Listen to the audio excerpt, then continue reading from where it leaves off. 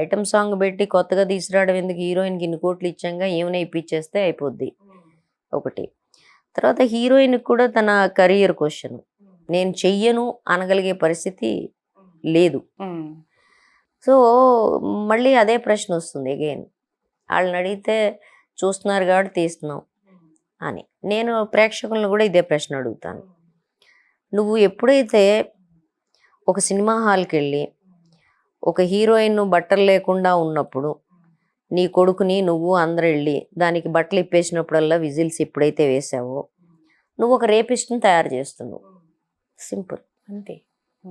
ఈ రేపిస్ట్ తయారు చేయడంలో సినిమా వాళ్ళ పాత్ర ఎంత, చూసిన వాళ్ళ పాత్ర ఎంత అనేది చూడాలి మనం. అశ్లీలత అనేది ఒక ఒక ఒక సాధారణ విషయం కింద తయారైంది. ఒకప్పుడు అయ్యో అబ్బా కొడుకులు కలిసి చూసే పరిస్థితి లేదు అనుకునే దశ నుంచి ఇప్పుడు అశ్లీలత అనేది క్వైట్ కామన్ ఫ్యాక్టర్ కింద తయారైంది. ఈ అశ్లీలత కేవలం ఐటమ్ సాంగ్స్లో ఉందనుకోకండి, అవి ఎంత వెకిలిగా, ఎంత చౌకబారుగా, ఎంత నీచంగా ఉంటాయి.